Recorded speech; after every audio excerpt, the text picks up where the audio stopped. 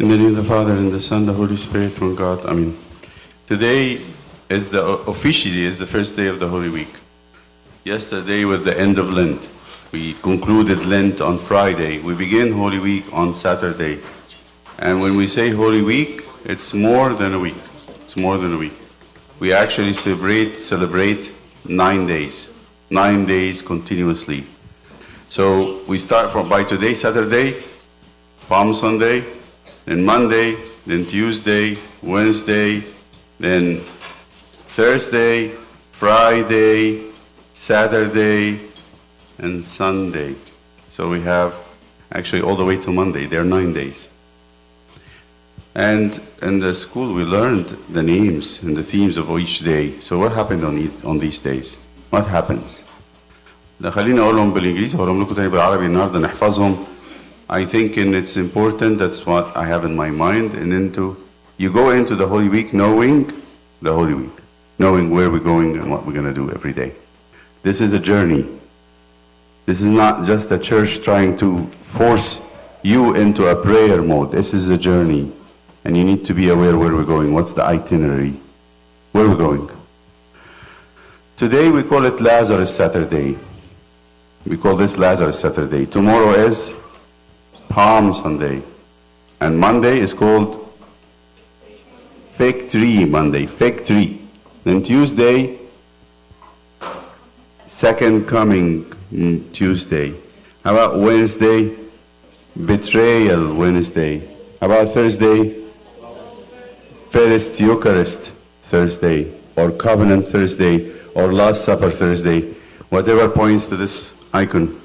And then after Thursday, come together, immediately after him come Good Friday, and then comes Saturday, Tomb Saturday. Saturday is all about the tomb and Hades. And then what about Sunday after next Sunday? Not this Sunday? The Resurrection Sunday. And Monday, and that's a tough one. The two disciples of Emmaus Monday. So let me just remember them, so we can actually remember all of them together. So we'll say them together as kindergartners will say. They know them, by the way. If you ask kindergartners, they know them. So we say Lazarus Saturday, Palm Sunday, Fig Tree Monday, Second Coming Tuesday, Betrayal Wednesday, First Eucharist Thursday, Good Friday or Cross Friday, Tomb Saturday, Resurrection Sunday, Emmaus Monday. Now one more time. I want you to say it with me. Lazarus Saturday, Palm Sunday, Fig Tree Monday, Second Coming Tuesday, Betrayal Wednesday, First Eucharist Thursday, Cross Friday, Tomb Saturday, Resurrection Sunday, Emmaus. Good. نقولهم بالعربي. ال9 أيام بتوع أسبوع الآلام كل يوم له قصة وله هدف، فنحفظهم مع بعض. النهارده اسمه إيه؟ سبت العازر. الحد حد الإيه؟ الزعف. الاثنين بتاع شجرة التين. الثلاث بتاع المجيء الثاني، لأن ربنا يتكلم في الثلاث على مجيئه الثاني. الأربع بتاع الخيانة. ده اللي راح فيه يهوذا سلم ربنا وخد واتفق معاهم على الفلوس. الخميس خميس الايه؟ العهد. الجمعه جمعه عظيمه بتاعت الصليب. السبت القبر، واحنا عارفين ان مع القبر دي يجي الايه؟ الجحيم. ويوم والفردوس طبعا. ويوم يعني المسيح ما بين الجسد في القبر، لكن الروح ما بين الجحيم وما بين ايه؟ الفردوس. طيب والحد حد الايه؟ القيامه. والاثنين تلميذي امواس. خلي بالكم بقى، احنا نقطه مهمه. رغم ان احنا بنسمي السبت سبت العازر، لكن قيامة العازر ما حصلش السبت، حصلت قبل كده بشويه. عملوا له حفله اللي احنا بنحتفل بيها النهارده. بنحتفل بقيامة العازر الصبح رغم انها ما حصلش النهارده. وايضا تلميذي امواس ما حصلوش يوم الاثنين. حصلوا امتى حد عارف؟ الرحله بتاعه تلميذي امواس حصلت امتى؟ يوم حد القيامه، في نفس الصبحيه اللي قابل فيها مريم المجدليه. بس الكنيسه مش قادره تتابع، فبنعمل ايه؟ فبنقسمهم على يومين. تمام؟ No, I will do this at the end. So today we are, let me just explain every one of them very quickly so you're ready. Saturday, Lazarus Saturday is about Lazarus' resurrection. As St. John tells us, this is the preparation for Palm Sunday. The resurrection of Lazarus Saturday is remembered today so that we actually thinking and preparing for Palm Sunday. When it is written in the Gospel of St. John, it says, 6 days before the Passover, Jesus came back to Bethany. He left after making the miracles, and he came back for a supper, for a meal they made for him. And this meal was in Bethany, in the house of Lazarus. So it says 6 days before the Passover, Jesus came to Bethany from a place called Ephraim, if you're interested, where Lazarus was, who he had been dead, whom he had raised from the dead. There they made him a supper, and Martha served, but Lazarus was one of those who sat at the table. This is Lazarus Saturday. In the morning, something very profound happened. Jesus is about to enter Jerusalem. Everybody is waiting for him. Everybody. Why? St. John says, because they knew he raised Lazarus. They said, this is something new. Nobody had done this before. Jesus is the prophet who can raise the dead after 4 days. So Palm Sunday happened because of Lazarus' resurrection. Then the next day, Jesus, after finishing, he used to go to Jerusalem in the morning, and he comes and stays at night in Bethany. Between the two, it's one of them is both of them is in a little hills. Jerusalem is Mount Zion. They call it mountain, but it's actually a hill, a high place. Mount Zion, where Jerusalem is. There is another town east of it. It's called Bethany, on another mountain, Mountain of Olives. في مدينتين، مدينة صغيرة اسمها بيتعنيا وبيتفاجي، مدن صغيرة، حاجات قرى صغيرة جدا، نجوع يعني، على تلة اسمها ايه؟ جبل الزيتون. والتلة التانية اللي قدامها المقابل ليها في الغرب اسمها ايه؟ جبل صهيون، وعليها ايه؟ اورشليم. فالصبح ربنا بيروح اورشليم، وبعد ما يخلص شغل في اورشليم يرجع فين؟ فلازم ينزل في وادي ويروح طالع تاني اسمه وادي قدرون. In the valley between the two hills is the valley of Kidron, and in the morning it appears like Jesus was hungry. Going down from Bethany in the morning, before he goes into the city, he sees a fig tree, and he sees that the fig tree is very beautiful, a lot of leaves. From afar looks very rich. Comes closer, there is no figs, and Jesus curses the fig tree. That's Monday theme. It kind of comes with the temple that he's cleansing. The city is not really good. Some people look like this. The whole point of Monday is about this hypocrisy, the showing off. So that's why we call it the fig tree Monday.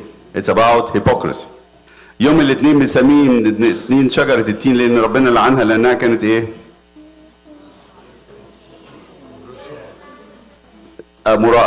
مرائية، شجرة مرائية، بتقول إن عندي ثمر وهي أصلاً إيه؟ يعني حد بيروح الكنيسة وعندنا كنيسة وعندنا مبنى كبير زي ما كان بالتلاميذ بيقولوا له مبنى كبير وبتاع، وهنسأل السؤال بكرة، طب ربنا بينظفه ليه لما هو خربان؟ نسأل عليها بكرة دي. بعد كده يوم الاثنين، يوم الثلاث، Tuesday Jesus stays in Bethany. So whatever happens in the morning is in Jerusalem, in the temple. At night he stays in Bethany on Mountain of Olives, and he's talking to his disciples, very intimate stuff. And he's telling them about his second coming and the destruction of Jerusalem. There's two things that he speaks about on Tuesday, second coming. Wednesday, in Bethany at night also, he goes to visit a Pharisee, somebody, a friend of the family, and he's sitting there, and a woman comes with an alabaster flask of ointment, and she pours it on his head. That's Wednesday. So Mary, the sister of Lazarus, does it on Saturday. Someone else, another woman, does it on Wednesday. And both of them, Jesus said, they were preparing him for burial. Why? They didn't know. They didn't know, but that Jesus would be buried in a hurry. There would be no time to do anything for him. So Saturday and Wednesday have something common. In both cases, Judas is complaining. There is a lot of money in this oil. Thursday, Jesus goes and celebrates the Passover, the Jewish Passover, and takes the Passover and make the first Eucharist. It's in the Passover, Jewish Passover. He moved it from a tradition of a Jewish tradition into the Christian church. He moves, he kind of transfers what happens in the Passover to the Eucharist, to the liturgy. And then Thursday night, he goes to Gethsemane. It's actually on the slope down from Mount Zion. He goes down at the bottom of Mount Zion, in the valley of Kidron, very close to the bottom.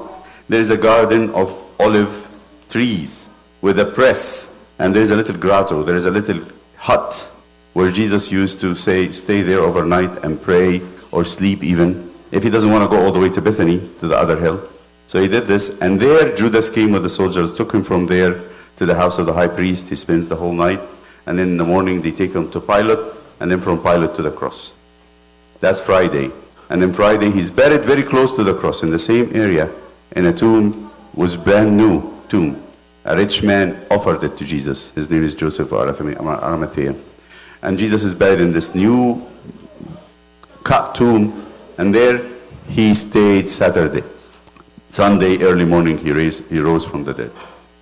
Monday, we know that he is. There's nothing happened on Monday on the Gospels, but we know that the church celebrates something from Sunday, which is the 2 disciples of Emmaus. That's the week.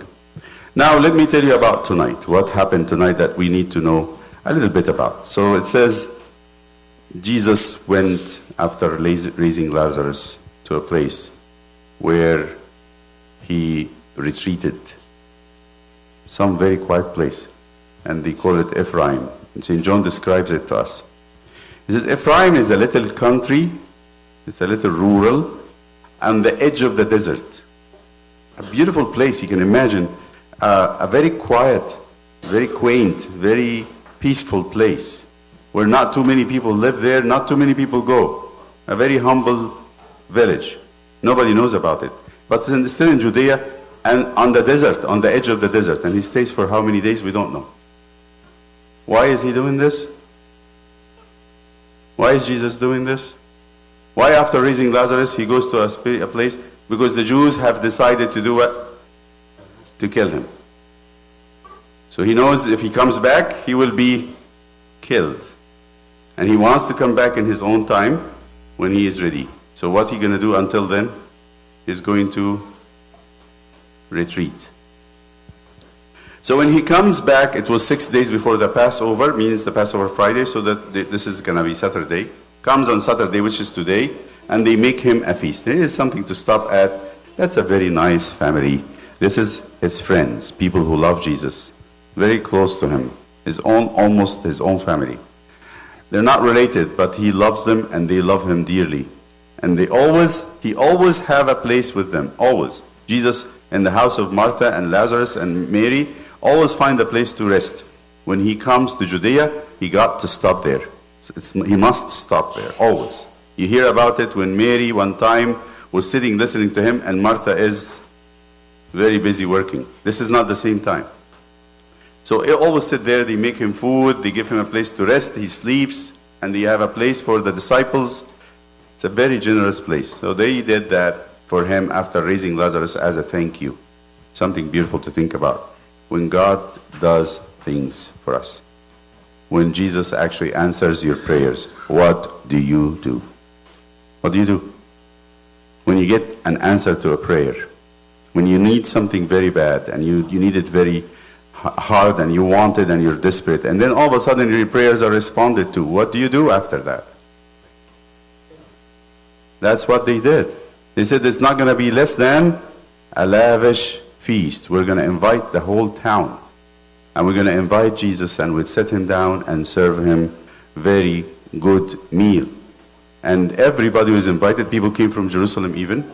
But over that, something personal is going to happen in this. That Mary gets something very personal. Let me tell you about this, and many people had commented on it. They said, why would any girl, woman in Israel, have a very expensive perfume and not use it?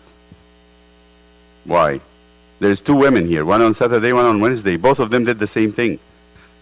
They said the tradition was, a father who have a girl or two girls will work very, very hard and save money and buy the girl a very expensive bottle of perfume. Those perfumes were not manufactured by chemicals. They didn't know how to do that. They're extracted from flowers. And he would take this bottle of perfume that he bought with a lot of money that he worked hard for and give it to the girl and say, keep this for your wedding. You can do one of two things with it. If your husband is rich and he doesn't need much dowry from you, the money that the girl used to give, not the husband doesn't give that. In those times, the girl actually gives the husband money. So if he is not rich, sell this and give it to your husband. But if he's rich, what do? Keep it and use it. So either way, it's yours. It's a treasure. It's almost worth $10,000, $12,000 by our money today. So she is keeping it as her own personal money. And she is going to offer it to Christ. That says a lot.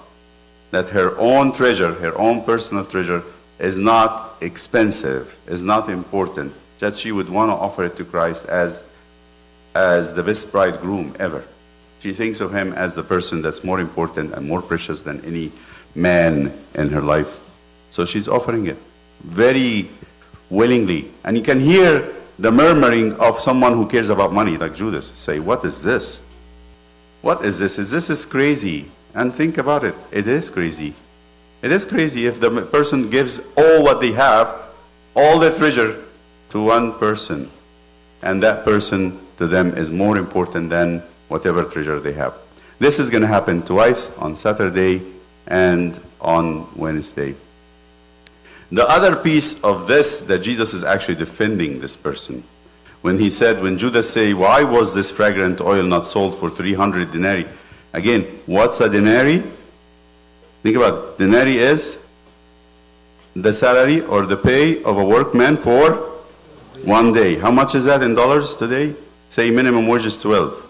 12 times 8 is, say $100. $100 times 300.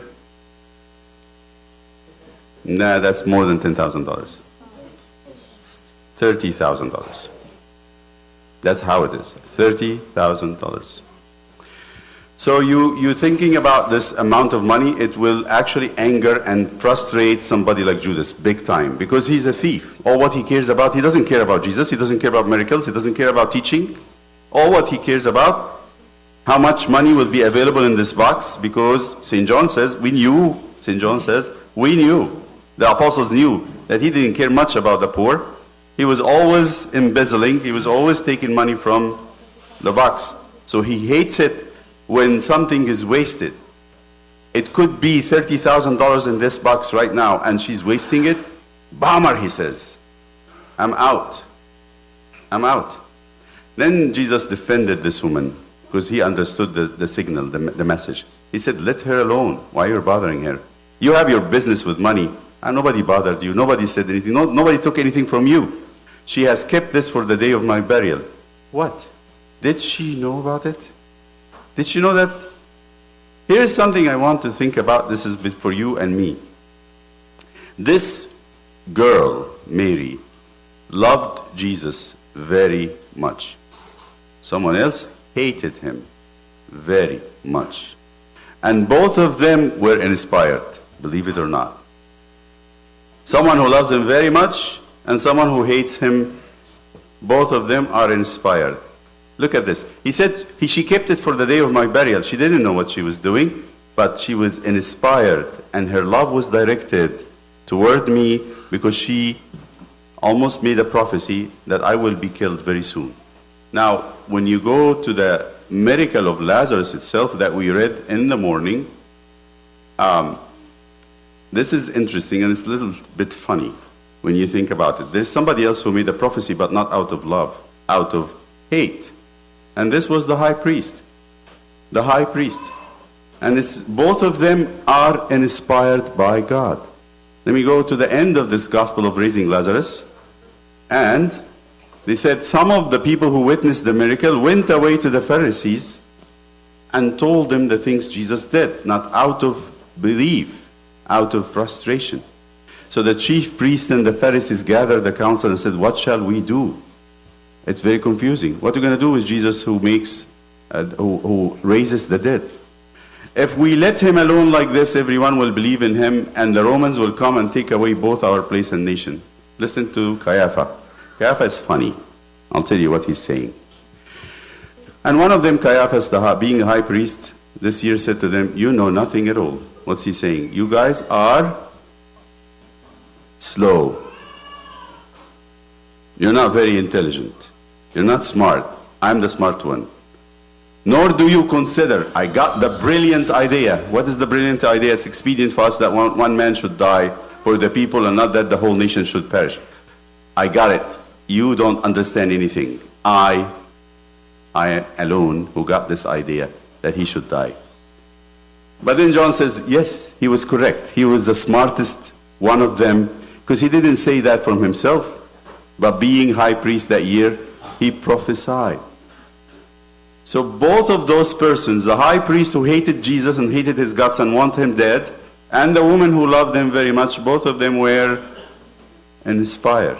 But one of them, and both of them inspired for what will happen. She knew that Jesus would die, and she wanted to give him something for his burial. And he knew that Jesus should die. And then St. John says, because God knew that his son must die for us. And he found this hate in this person. And he said, go ahead, here is my son, kill him, because if you're going to kill him, the whole world will be saved. That's what is. So what does that say? First, it says, the emotions we have for Christ in our hearts will be revealed. If you love him, you should act something. And if you hate him, you should act something. And both of them will be used by God. Will be used by God. So those who hate us, those who doesn't love us, our enemies, who practice evil against the church, you think God is not involved? God is involved. God does not inspire hate, but God will use hate so that we be saved. The same thing with Christ. God also inspires for us actions. Sometimes people say, I would love to do this. It seems crazy in the eyes of the people around them. Don't be disappointed. Do it. If it's something for the love of Christ, we do it. We do it. There is nothing precious for him. You think there's anything that's too precious to give to him?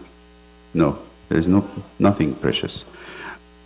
Money, time, energy, waking up early, coming to church when I don't feel like coming to church, even my child who wants to dedicate his life to God, myself, offering God the things that is very necessary and very needed, honoring God in everything I do, serving God with the best of my ability, giving God the best of my time, the best of my energy, not the least, being excited about offering and not doing it sadly or forced.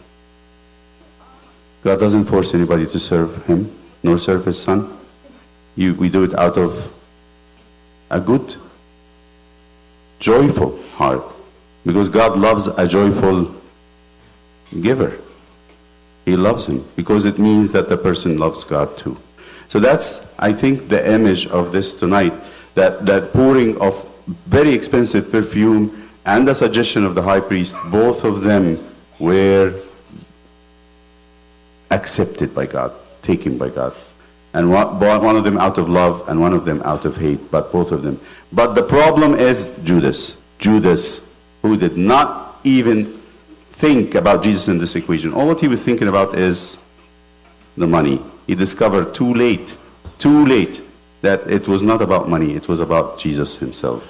And that's when he, on Friday, will all of a sudden realize, wow, this was a big dream, a big illusion. I am cheated. I pray and hope that we take the road and the direction of Mary, the sister of Lazarus, and the woman who poured the perfume on Jesus' head on Wednesday. Let's review for the last time the week's days, again from the beginning. Lazarus, Saturday. Palm Sunday. Fig tree, Monday. Second coming, Tuesday. Betrayal, Wednesday. First Eucharist, Thursday. Cross or Good Friday. Tomb, Saturday. Resurrection, Sunday. Emmaus, Monday. Thank you. Glory be to the Father, and the Son, and the Holy Spirit. Amen.